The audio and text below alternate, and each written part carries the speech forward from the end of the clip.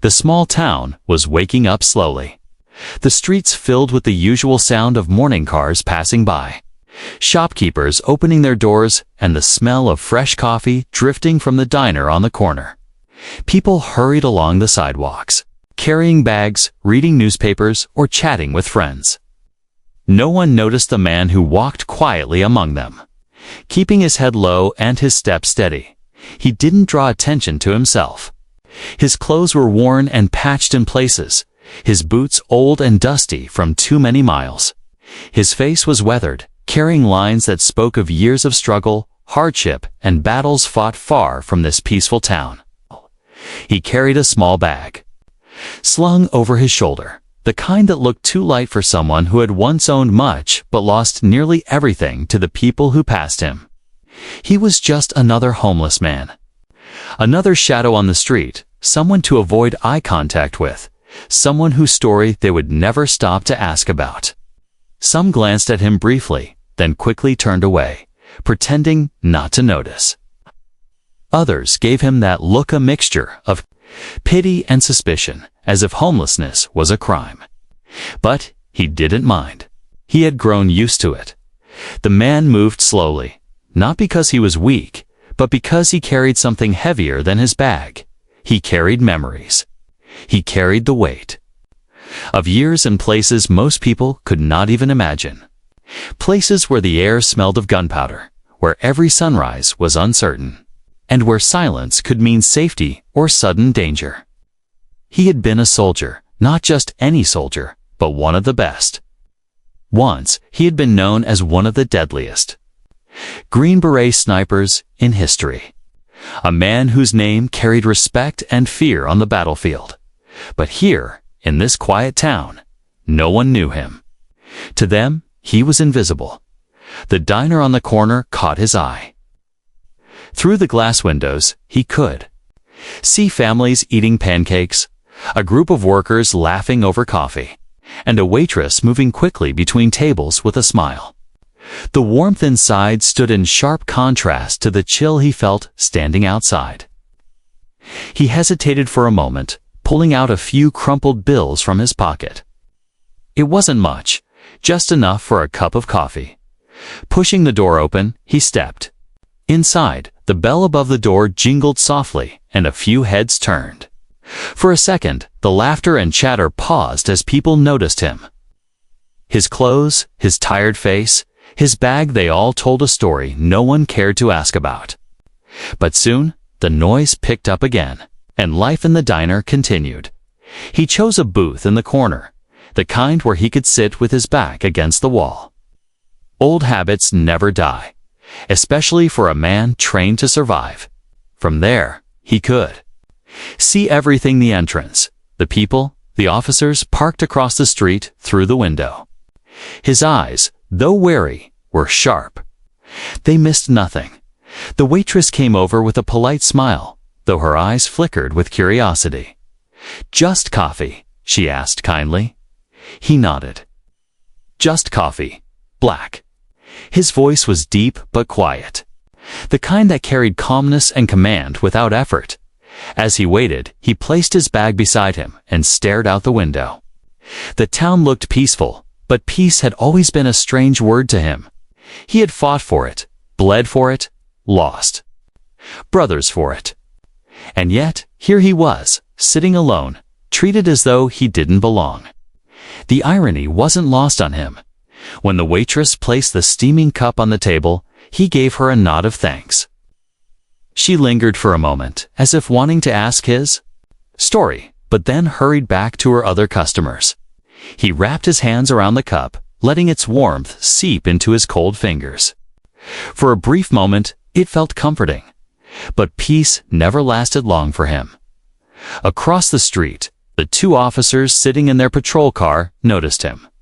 They had seen him arrive, watched him enter the diner, and now they leaned forward with interest. To them, he wasn't a veteran.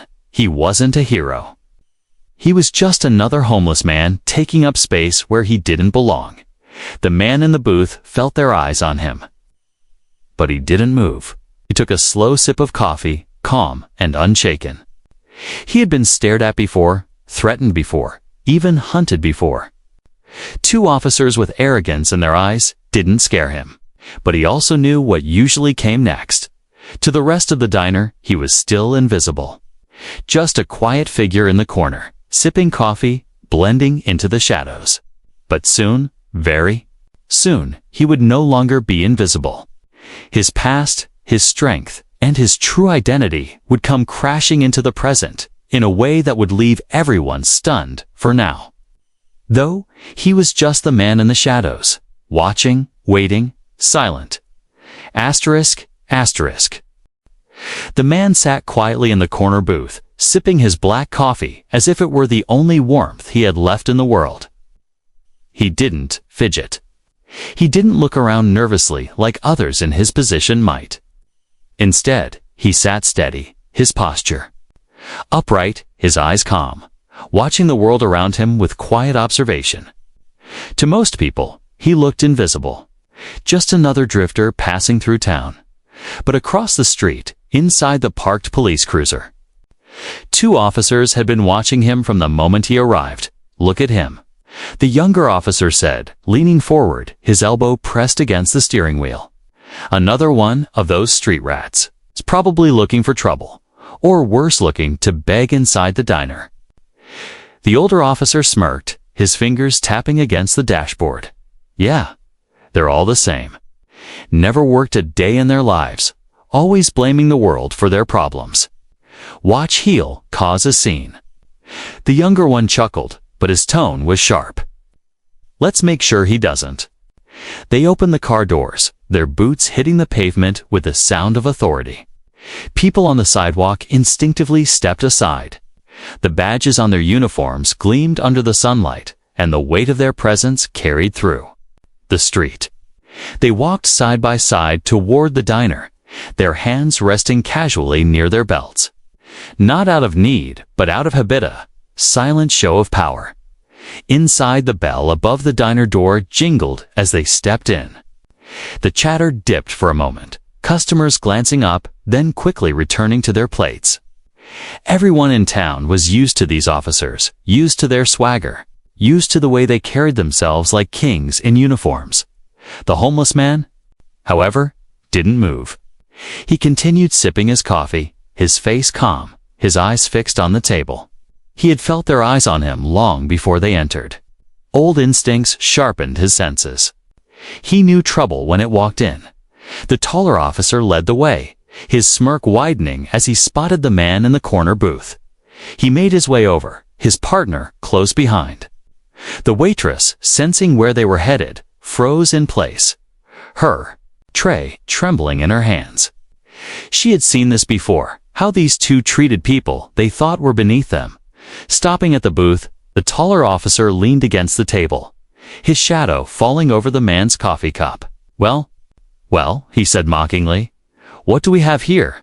Enjoying a nice meal on whose dime, huh?" The man didn't look up immediately.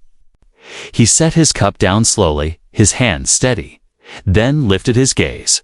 His eyes, calm and piercing, met the officer's with quiet intensity. "It's my dime," he said softly, "and it's just coffee." The younger officer chuckled, shaking his head. "Sure it is. You expect us to believe you can afford this place? Come on, old man. Why don't you be honest and tell us what you're really doing here?"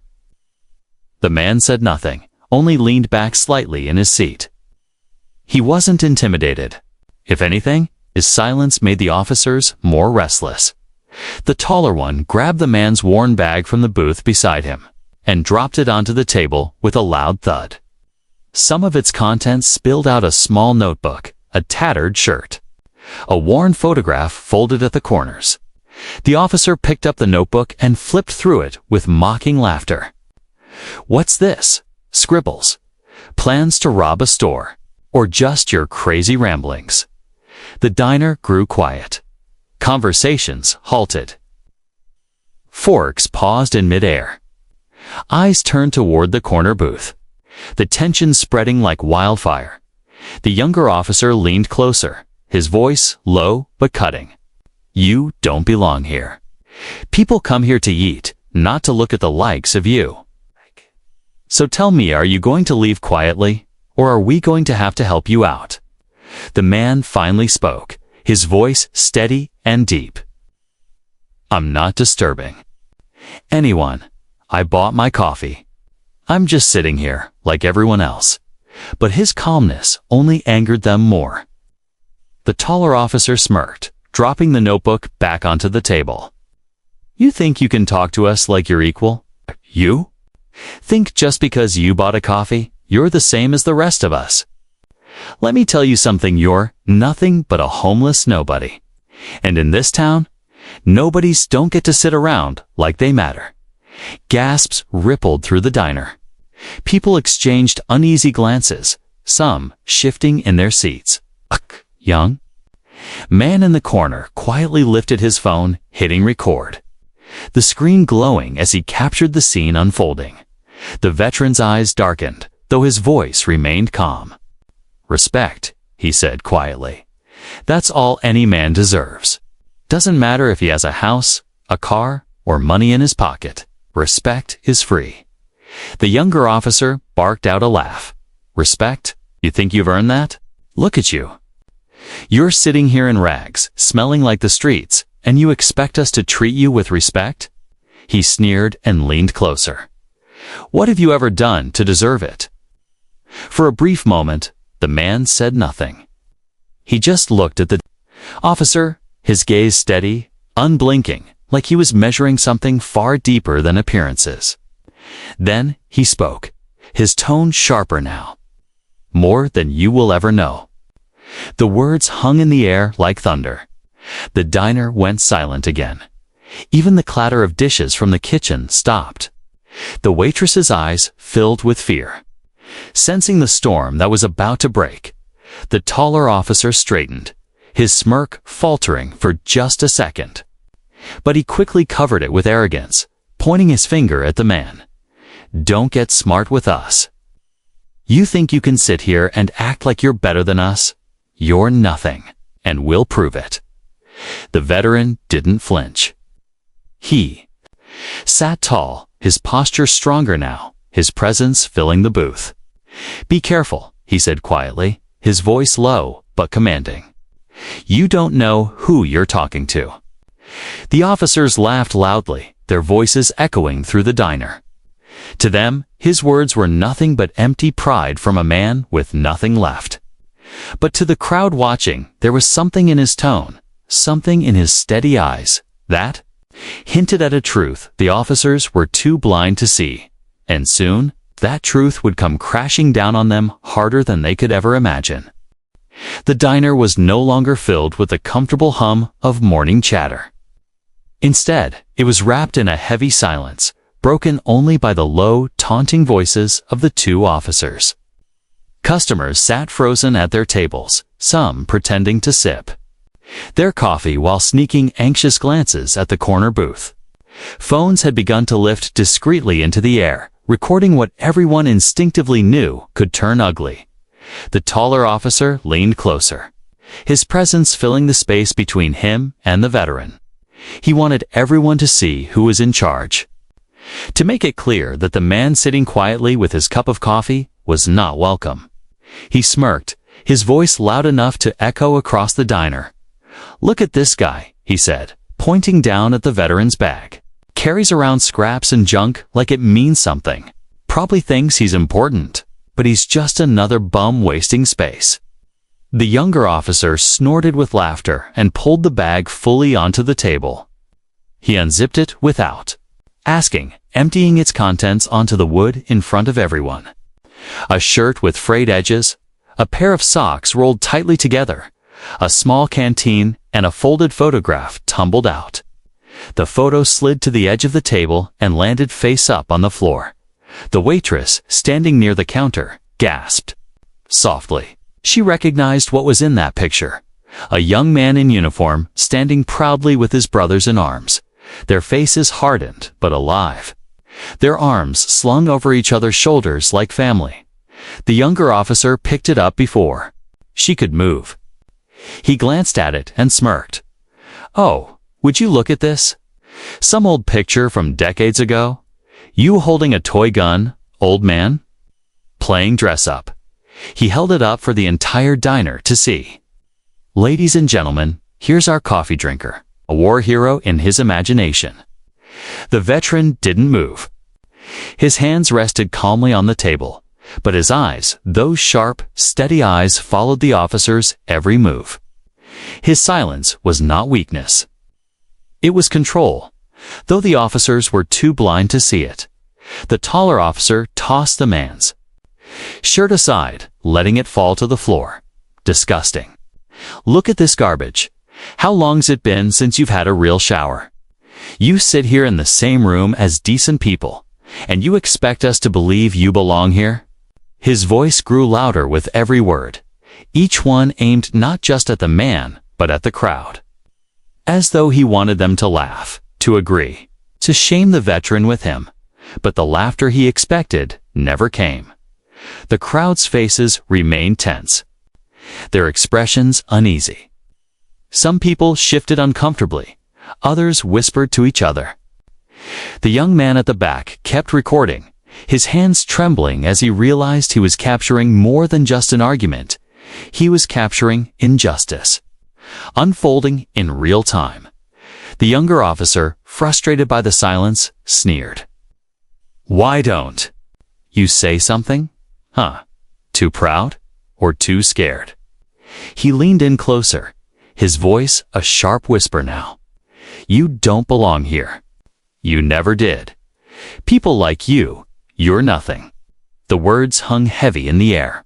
Even those who didn't know the veteran felt the cruelty of them. The waitress took a small step forward, her hands gripping the edge of her tray. "Enough," she said softly, her voice trembling but firm. "He's not bothering anyone." The taller officer turned on her sharply, his eyes narrowing. "Stay out of this, ma'am. 'Tis police business." But the veteran finally moved.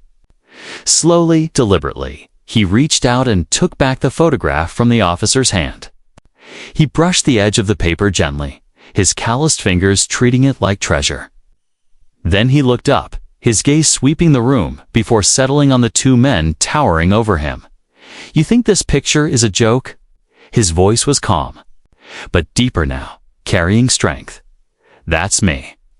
And those men beside me. Most of them never made it home." The younger officer rolled his eyes.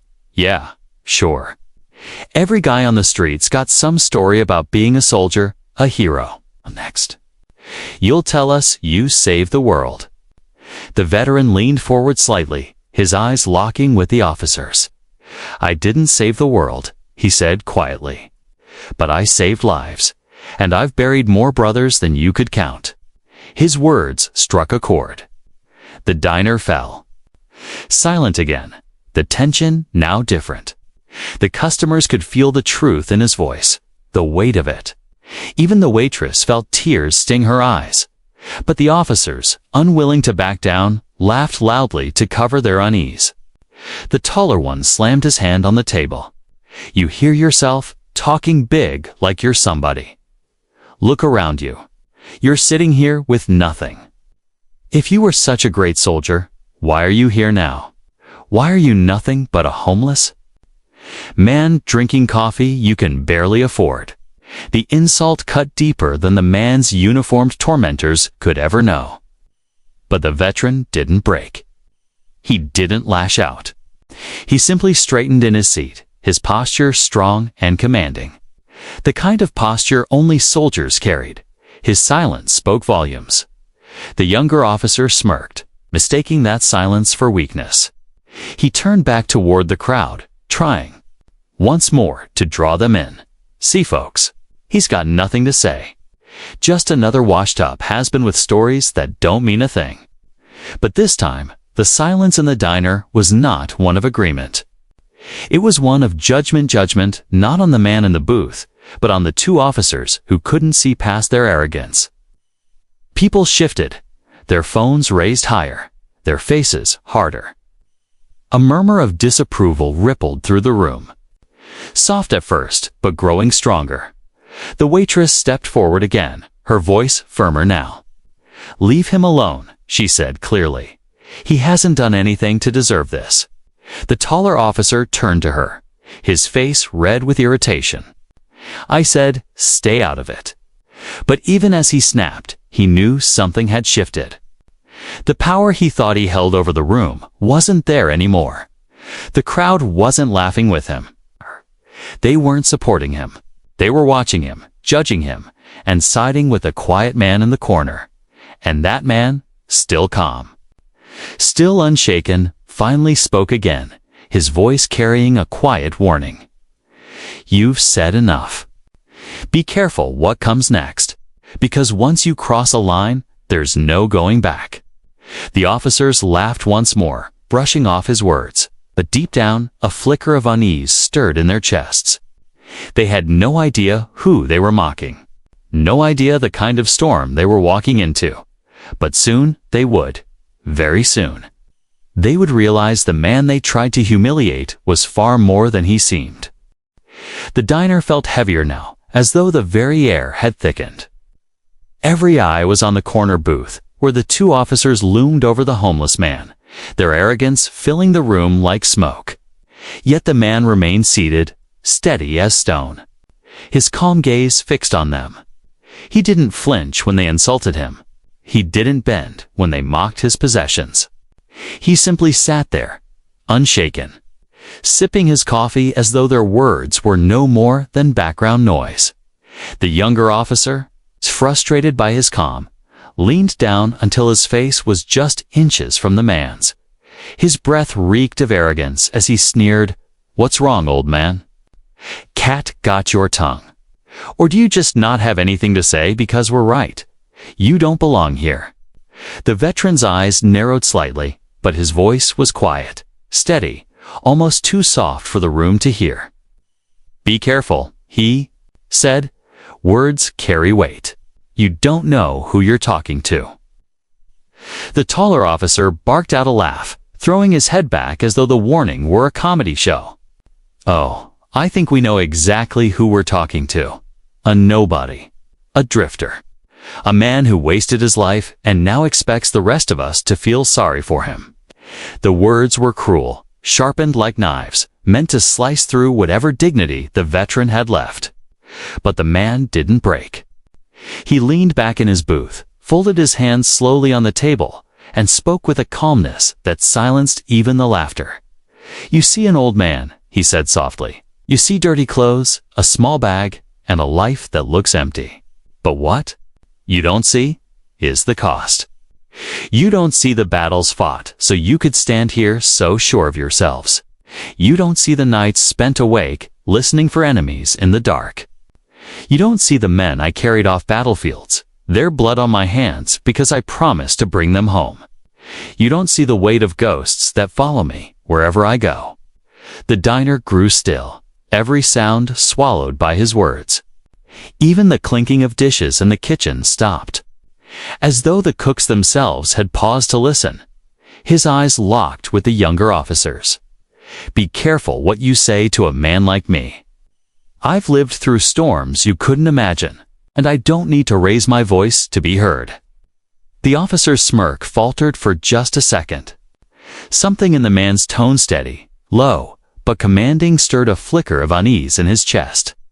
It was the kind of voice that didn't come from weakness, but from someone who had seen and survived too much. But pride is a dangerous thing, and arrogance blinds even when the truth stands inches away. The taller officer shook his head, scoffing loudly to cover the tension. "You expect us to buy that? That you are some kind of soldier? Please, you're sitting here in rags, sipping coffee like you're hiding from the world. No one who mattered ends up like this." The veteran's gaze shifted to him now. His voice stayed calm, but there was steel beneath it. "The world has a way of forgetting its warriors once the fight is done. That's why I don't care if you believe me. I know who I am, and I know what I've done. That will always be enough." The waitress, standing near the counter, felt her throat tighten. There was no boast in his tone, no begging for sympathy. Just truth. Truth so heavy it filled the diner more than any of the officer's insults ever could. The younger officer tried again, louder this time, desperate to reclaim control. You think your little speech changes anything? Look at these people, they're not on your side. They see you for what you are, a nobody. But when he gestured toward the crowd, he realized his mistake. The customers weren't laughing. They weren't agreeing. They were staring back at him with disapproval in their eyes. Phones were raised higher now, recording everything. And their faces showed not contempt for the veteran, but for the officers who harassed him. Whispers rippled across the diner. Leave him alone. He's not bothering anyone. They've gone too far. The taller officer's jaw tightened. For the first time, he felt the eyes of the room pressing against him, judging him. His grip tightened on the veteran's bag, as if squeezing it harder would somehow restore the control slipping through his fingers, but the man in the booth stayed perfectly still. He didn't need to argue. He didn't need to shout. His silence, his composure, was louder than any insult they could throw. And that quiet warning, those calm, piercing words hung in the air, echoing in the minds of everyone listening. The younger officer, flustered, slammed his hand on the table, making cups rattle and the coffee spill slightly over the edge of the veteran's cup. Enough of this, he snapped. I don't care about your stories. You're leaving right now, or we'll make you leave. The veteran's eyes didn't waver. He leaned forward slightly, his voice now a whisper, but one that carried through the silence like thunder. If you try to move me, you'll regret it, not because of what I'll do, but because of what you'll learn. The younger officer blinked, confused by the words. What's that supposed to mean? The man's gaze shifted between them both, his voice steady, deliberate. The world isn't always what you think it is. And the people you call weak may carry strength you can't even begin to measure. His words were not shouted.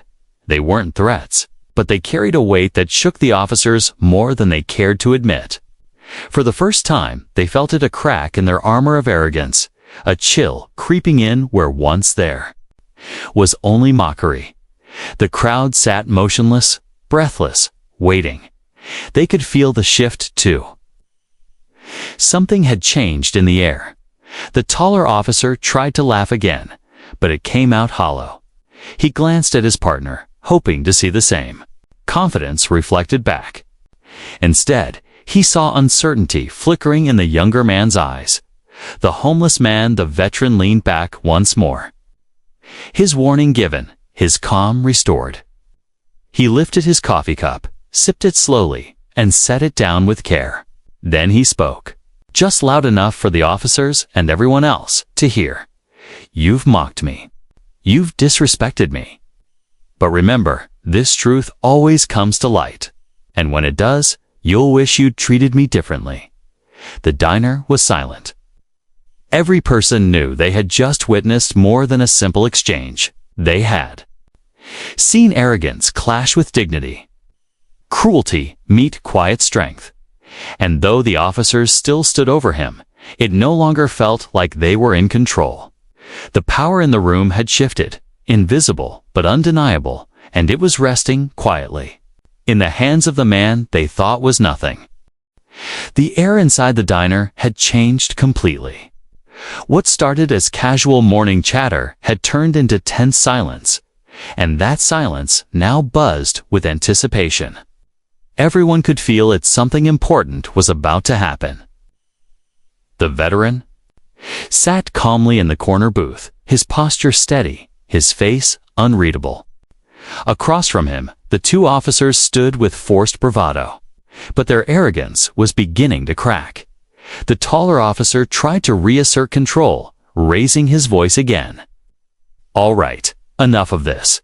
We're done playing games. Tell us who you are, or you're leaving this place right now. The veteran didn't flinch. He didn't even raise his voice. Instead, he reached for the folded photograph the younger officer had mocked earlier.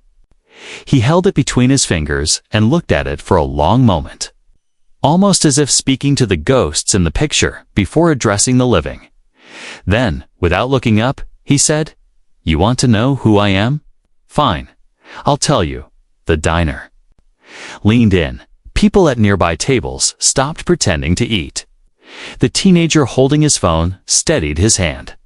Sensing that this was the moment that would change everything, the man slowly placed the photograph on the table so everyone could see. The faded image showed a much younger version of himself, in full military uniform, standing among a group of soldiers. Their faces were fierce, their bodies scarred but proud, their weapons slung across their shoulders like an extension of themselves. "That's me," he said softly. His finger tapped the younger version of himself in the picture. "I was part of the Green Berets, Special Forces. I served 4 more years than I can count." The younger officer scoffed, though his voice was less steady than before. "Sure, anyone can buy a uniform and pose for a picture. Doesn't mean it's real." The veteran finally looked up, his eyes sharp, his gaze steady on the officer. "It's real. Every scar on my body, every name I carry in my memory, every night I wake up to the sound of gunfire in my head, it's all real." He leaned forward slightly, his voice still calm, but carrying more weight now, like each word was forged from stone. "I was a sniper. Not just any sniper. It's the deadliest one the Green Berets ever had. My name is in records you'll never see. Because men like me were sent where others couldn't go. I've taken shots from distances so far that the targets never even heard the sound of the rifle before they were gone. I've spent weeks in the dirt, invisible, waiting for the one moment to make it count. And I've watched friends' brothers fall beside me while I kept fighting because that's what I was trained to do." His words hung in the air like thunder. No one moved. No one breathed. Even the officers seemed frozen, their arrogance colliding with the weight of his truth. The taller officer shook his head, trying to laugh it off. "So what? Even if that's true, look at you now. If you were so great, why are you sitting here dressed like that? Why are you begging for respect in a diner?" The man's eyes darkened. "I don't beg for respect. I demand it, and I sit here like this because this country forgets its soldiers. We're good enough to fight its wars, but once the wars are over, many of us are left behind, forgotten, abandoned. Some of us lose our homes. Some of us lose our families. But what we never lose is who we are." The waitress pressed a hand to her mouth, her eyes wide. Customers shifted in their seats, their expressions filled with shock and shame. Many had walked past homeless veterans before, never thinking twice. Now, faced with this man's truth, they couldn't look away. The veteran's voice grew firmer, though it never rose above calm. "You see rags and you think weakness. But the truth is, the man sitting in front of you has done things you couldn't dream of. Things you wouldn't survive a day doing. You see a homeless man. I see a soldier who gave everything and came back with nothing but memories too heavy to carry." The younger officer, though still trying to hide it, shifted uneasily. His smirk was gone, replaced by the tightness of doubt. You expect us to just take your word for it?" The veteran leaned back, sipping his coffee once more, as if even this moment didn't rattle him. "You don't have to take my word for it. The truth has a way of revealing itself. All it takes is one call, one name, and you'll know exactly who I am. And when that happens, you'll regret every word you've said to me." The teenager recording nearly dropped his phone. He whispered to his friend at the next booth, "Did you hear that? He's for real. I think he's the real deal." The taller officer turned to the crowd, desperate to pull them back to his side. "Don't fall for this act. He's just telling stories, trying to make himself look important. He's nothing more than a liar." But the crowd didn't agree. Not anymore. They had heard the weight in the veteran's voice, the kind of weight that no liar could carry. His words weren't the rehearsed lines of a man seeking sympathy. They were raw, steady, carved from lived experience. The waitress stepped forward. Now, her voice trembling but brave. "I believe him," she said firmly. "I've seen plenty of people come through here, and none of them speak like that. None of them carry themselves like that." Others in the diner began nodding, murmuring their agreement. The power the officers once held in the room was slipping fast, crumbling under the weight of the truth that had just been revealed. The veteran picked up the photograph again, holding it carefully as though it were sacred. "Those men in this picture, they trusted me with their lives, and they gave theirs for this country. I carry them with me every day. So when you mock me, when you throw my things on the ground, you're not just mocking me. You're mocking them. And that," he said, his voice hardening, "is something you will regret." The taller officer opened his mouth, but no words came. The younger officer shifted uncomfortably, the sweat on his forehead visible now. The veteran set the photograph gently back on the table, took another sip of his coffee, and leaned back once more. "I warned you to be careful," he said quietly. "Now you'll understand why." The diner was silent, but this silence was different. It wasn't fear. It wasn't awkwardness. It was respect, thick, heavy respect for the man who had just revealed himself not as a shadow, not as a nobody, but as one of the deadliest warriors in history. And though the officers tried to stand tall, everyone could see it. The power in the room had shifted completely. The crowd no longer looked at the officers as protectors. They looked at the veteran as the man of honor, and the two cops as nothing more than bullies standing on shaky ground. What came next would decide everything. The diner was no longer the officers' stage. For the past several minutes, they had strutted, sneered, and mocked, their voices loud, their uniforms granting them authority. But now, as the veteran's words hung in the air, the atmosphere had shifted like a storm rolling over calm seas. The customers who once sat quietly were no longer shrinking back in fear. They leaned forward, their eyes fixed on the man in the booth, their respect growing with every second. The photograph of soldiers on the table seemed to glow under the fluorescent lights, a symbol of sacrifice, honor, and truth. The taller officer felt the change too. His smirk faltered, and for the first time, he shifted on his feet. He cleared his throat, speaking louder as though volume alone could reclaim control. "All right, enough with the stories. Do you think anyone cares about what you say you did years? I go, this is now, and right now, you're nothing." But his words fell flat. No nods, no laughter, no support came from the crowd. The silence that answered him was sharp, heavy, and filled with judgment. The veteran leaned back slightly, his calmness cutting sharper than any anger could. "Nothing," he repeated softly.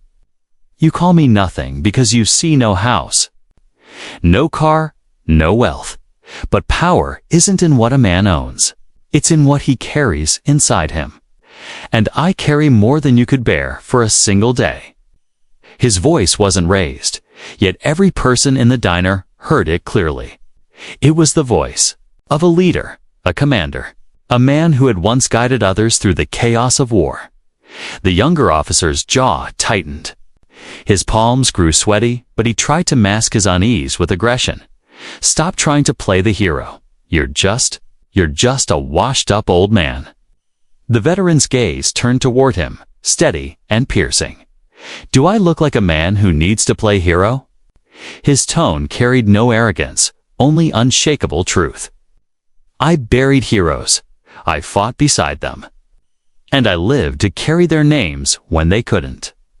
The younger officer stepped back slightly, his chest rising faster as though the weight of those words pressed down on him. The taller officer noticed it and quickly stepped forward to cover. He jabbed a finger toward the veteran, his voice sharper now. "Don't you dare talk down to us. We're the law here. We decide who stays and who goes." But the room was no longer with him. The waitress, Her hands trembling, but her voice steady, spoke up. No, not today. He has as much right to sit here as anyone else, more, even. The tall officer whipped his head toward her. Ma'am, I told you before, stay out of this. But she didn't back down this time. I won't. Not when you're treating him like this. He bought his coffee. He's done nothing wrong. And the way he carries himself, it's more honorable than anything I've seen in here in a long time. The diner erupted in murmurs of agreement. Customers nodded, whispering, their phones still raised, capturing every second. The teenager recording muttered under his breath, "This is going viral. Everyone's gonna see this." The taller officer's face reddened. He turned back to the veteran, desperate to regain power. "You think you've turned these people against us with your little stories? It won't last. They'll forget about you the second you leave. But us? We're still the law. We're still in charge." The veteran straightened in his booth, his presence filling the space. He wasn't just a man anymore. He was a force, a reminder of something far greater than their uniforms. His eyes locked on the officers, and his voice was steady, deliberate, impossible to ignore. "You wear that badge," he said, "but you've forgotten what it means. Authority without respect is nothing. Power without humility is dangerous. You think you control this room. Look again. The only reason you're standing here now is because men like me fought to give you that chance. Men like me bled for it, died for it, and you abuse it." The taller officer flinched, his shoulders tightening as the words struck deeper than he expected. The veteran leaned forward slightly, his gaze sweeping across both of them. "I don't need to shout. I don't need to threaten. Truth is, enough to strip away every lie you hide behind. You've already lost this room, and soon you'll lose much more." The younger officer swallowed hard, his mouth opening to respond, but no words came out. His eyes flicked nervously toward the crowd, then back to the veteran, then to his partner. For the first time, doubt had overtaken him completely, and the crowd saw it, one by one. People began to speak up. "He's right. Leave him alone. You've gone too far." Their voices rose together, a chorus against the two men who, moments ago, thought they held all the power. The diner no longer felt like their territory. It belonged to the man in the booth, the one they had mocked, the one they had tried to humiliate. The taller officer's fists clenched at his sides. He wasn't used to this, to losing control so publicly. He stepped closer, lowering his voice in an attempt to intimidate. "Listen here, old man. I don't care who you say you are. You cross me, and you'll regret it." But the veteran didn't move. He didn't blink. Instead, he leaned forward just enough to make his words land heavy. "No, it's you who will regret this. Because every word, every action you've taken here today is already recorded. And soon, the world will see exactly who you are." The younger officer glanced toward the crowd again, his stomach dropping as he realized it. Was true. Phones were everywhere, recording every insult, every threat. There would be no covering this up. The veteran's calm composure was no longer. Just intimidating, it was terrifying in its certainty. He didn't need to fight them physically. He had already won in a way they couldn't undo. The taller officer opened his mouth, but before he could speak, the waitress stepped forward again, her voice cutting sharp through the tension. "You should leave, both of you. You've done enough damage here." The crowd murmured in agreement, their voices louder now, confident. "Leave, go, get out." The officers stood frozen, caught between pride and the crushing weight of the truth. For once, their badges didn't protect them. Their words didn't hold power. The room had shifted, and they were on the losing side. The veteran leaned back again, lifting his coffee cup and taking another sip, as calm as he had. Been from the beginning. He set it down carefully, then looked up at them one last time. "I told you to be careful," he said quietly. "Now you'll learn what that means." The silence that followed was deafening. The officers, once towering figures of control, now looked smaller, their arrogance stripped away, their authority crumbling under the weight of truth and respect they had never earned, and the man they had mocked as nothing, a homeless, forgotten veterans, sat tall, his presence filling the diner like a storm. The shift was complete. The diner no longer felt like a safe haven for the two officers. When they first walked in, their boots had struck the floor with confidence. Their badges gleamed under the lights, and their voices had carried the arrogance of men used to being obeyed. But now, that authority was gone, shattered, scattered like glass across the tile floor. It wasn't just the homeless man's calm defiance that broke them. It was the way the room had turned. Every pair of eyes, once lowered in silence or fear, now stared at them with sharp judgment. The soft glow of phone screens dotted the room like spotlights, recording their every move, their every word. What had started as an attempt to humiliate a man they thought beneath them had become their own undoing. The younger officer's face was flushed, sweat forming at his temples. He could feel the heat of the stairs pressing against him. His throat tightened, and though he tried to keep his posture strong, his body betrayed him. His jaw clenched, his hands fidgeted near his belt, and his boots shifted restlessly.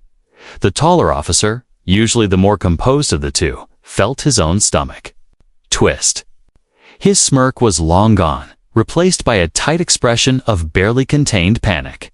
He glanced at his partner, then at the crowd, then finally back at the veteran, who sat as calm as ever, sipping his coffee with the patience of a man who had already won.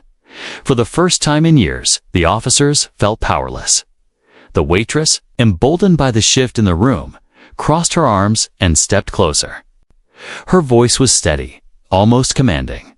"You two should leave. You've embarrassed yourselves enough."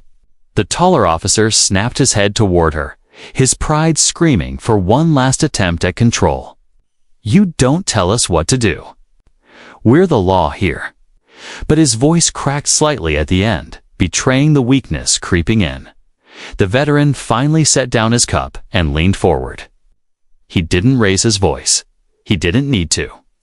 "You are the law," he said quietly. His eyes locked on theirs. "But law without honor is nothing. And everyone in this room sees it now. They see what kind of men you really are." The words hit harder than any shout could. The officers stiffened, their pride shrinking beneath the weight of his truth. The customers murmured their agreement, their voices no longer whispers, but clear, confident statements. "He's right. They've gone too far. Disgraceful." The younger officer's chest rose and fell quickly. His mouth opened, but no words came out. He looked around desperately, searching for some trace of support, but all he saw were eyes filled with disgust. For the first time in his career, he realized the badge on his chest didn't make him untouchable. The taller officer, determined to claw back some control, slammed his hand on the table again. The sound echoed, making cups rattle. But instead of silencing the room, it only made the tension worse. "You all think you can judge us," Kay barked. "You don't know what it's like to do this job, to deal with people like him every day." The veteran cut him off, his voice steady but sharp. "People like me." His gaze darkened, his tone heavy with unshakable authority. "Do you mean soldiers who fought so you could wear that badge? Do you mean men who bled so you could walk into a diner and feel powerful? If that's what you mean by people like me, then you're right. You don't know what it's like, and you never will." The diner was silent again, but it wasn't the officer's silence that filled the air. It was his.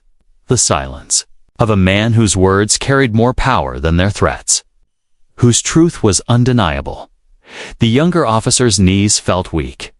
He wanted to step back, but he knew doing so would expose his fear. The taller one's chest rose with shallow breaths, his anger crumbling under the weight of shame. And then the inevitable happened. The teenager at the back, the one recording from the start, muttered, "It's live. I've been streaming this." Live heads whipped toward him. The officers froze. The color drained from their faces. The taller officer stammered, You're what?" The boy held up his phone, showing the glowing screen. "Live, people are already watching. Thousands of them, and they're commenting." A ripple of gasps spread across the diner. The officers' stomachs dropped like stones. Their humiliation wasn't confined to this small diner anymore. It had spilled into the world outside. Their arrogance, their insults, their cruelty. All of it was being watched by countless eyes. The younger officer's throat went dry. He whispered, This is bad." The veteran leaned back again, calm as ever, as if he had known all along that the truth would escape these walls. "The world sees now," he said softly. "They see who you really are. And no badge, no threat, no excuse can take that away." The taller officer's pride cracked completely. He pointed a trembling finger at the boy. "Turn that off, right now." But the boy didn't move. The crowd, sensing the desperation in the officer's voice, rose to their feet, their murmurs growing louder. "Sharper! Don't you dare touch him! You brought this on yourselves. Let the world see." The younger officer felt his legs weaken further. His voice, once mocking and sharp, now sounded small. We didn't mean. It wasn't supposed to." The veteran's gaze cut into him. "It wasn't supposed to, what? To be seen. To be heard. You thought you could humiliate me quietly, that no one would care? But the truth always finds its way out. Always." The taller officer's face twisted in anger and shame. He wanted to argue, to lash out, but he could feel that their authority was gone. The diner wasn't theirs anymore. The crowd no longer feared them. And the man they mocked as a nobody sat taller than both of them combined. The veteran's hand rested on the photograph again, his voice calm but firm. "I told you to be careful. Now the world is watching, and soon the consequences will follow."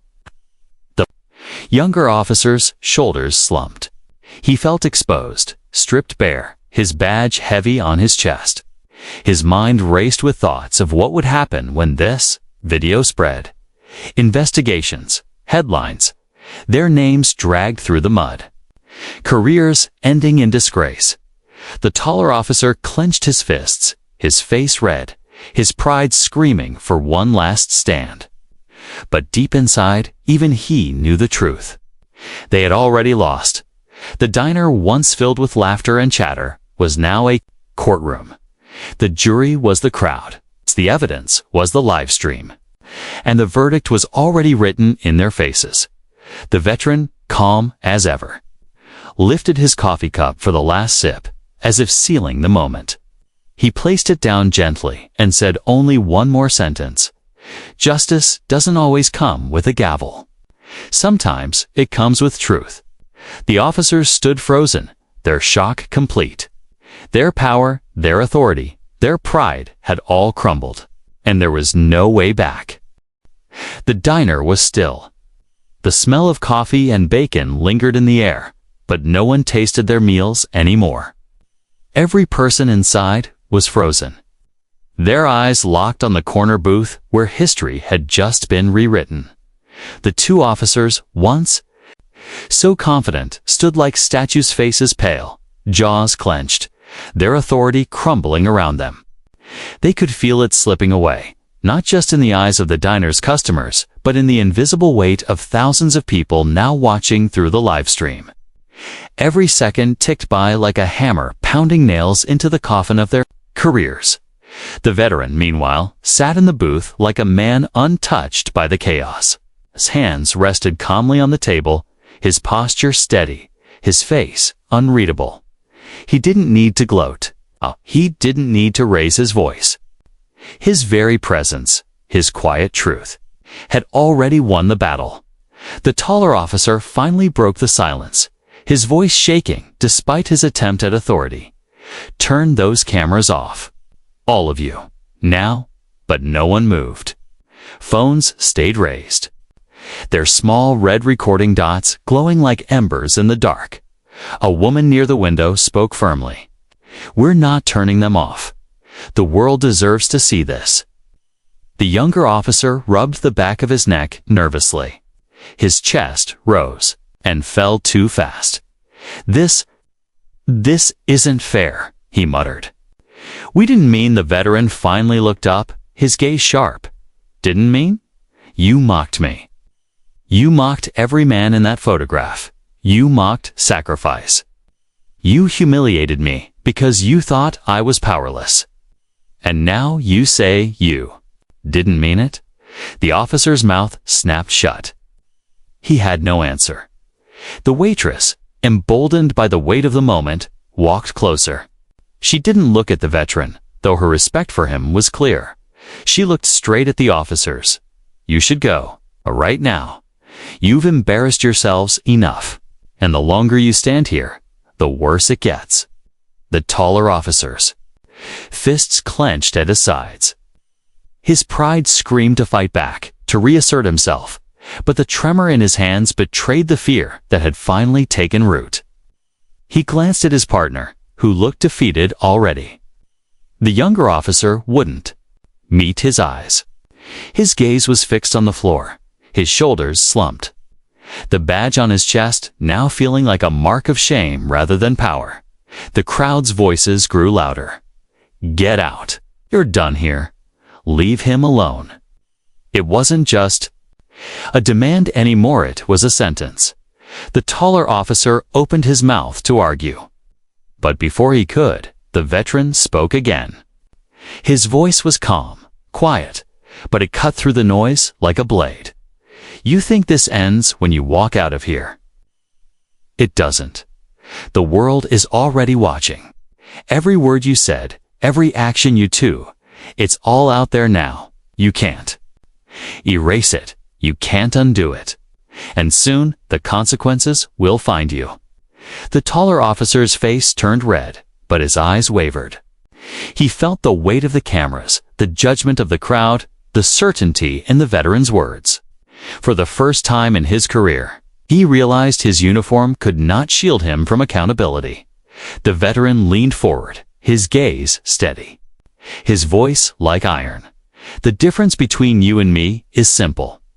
You try to strip me of dignity, but mine doesn't come from wealth or clothes or status. It comes from sacrifice. It comes from knowing who I am, even when the world forgets. And you just showed everyone exactly who you are." The younger officer finally broke. His voice cracked as he whispered, We should go."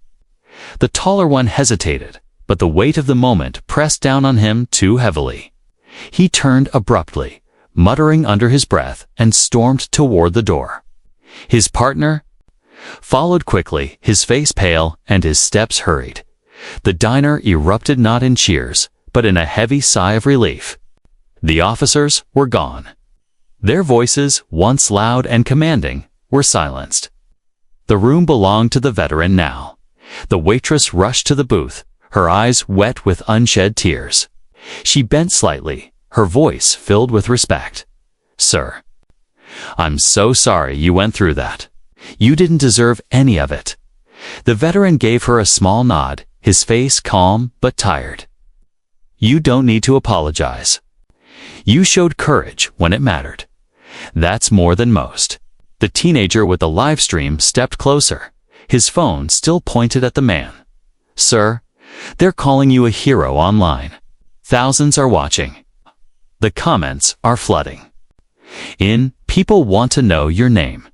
The veteran looked at him, his expression unreadable. For a moment, the weight of his past flickered in his eyes, the years of battle, the loss, the memories. Then he shook his head gently. "Names don't matter. The men in that photograph mattered. Remember them? Not me. The teenager lowered his phone slightly, his respect deepening. But you deserve recognition. The veteran gave him a faint smile, one tinged with sadness. Recognition doesn't bring back the dead. It doesn't change what was lost. I carry them with me. That's enough. The crowd was silent, humbled by his words. Some wiped their eyes. Others bowed their heads. The waitress placed a fresh cup of coffee on the table, free of charge. Her hands trembling as she set it down. "Please," she said softly. "Stay as long as you want." The veteran nodded, wrapping his hands around the cup. For a brief moment, the warmth seeped into his fingers, grounding him in the present. Outside, the officers sat in their patrol car, their faces pale, their hands trembling on the steering wheel. The taller one slammed his fist against the dashboard, cursing under his breath. The younger officer buried his face in his hands. They knew it was over. Not just the confrontation, but their reputations, their careers, maybe even their lives. As they knew them, the live stream had sealed their fate. Back inside, the veteran sipped his coffee slowly. He didn't smile, he didn't celebrate. He simply sat in silence, the way a man who has seen too much often does. The customers, one by one, approached his booth, offering words of gratitude, respect, even apologies for ever looking at him as just another homeless man. An old man shook his hand. A mother placed a gentle hand on his shoulder. The teenager promised to keep the live stream up so the truth would spread far and wide. The veteran listened quietly, nodding, but never boasting. He carried himself the same way he had from the start, with calm dignity, with quiet strength. With the unshakable presence of a man who had already faced far worse battles than this. When he finally stood to leave, the entire diner rose with him. Not out of fear, but out of respect. The waitress whispered, "God bless you," as he walked past her. He slung his worn bag over his shoulder, tucked the photograph safely inside, and stepped out into the cool morning air. The town looked the same, the streets, the shops, the people walking by, but everything had changed. The truth had come to light.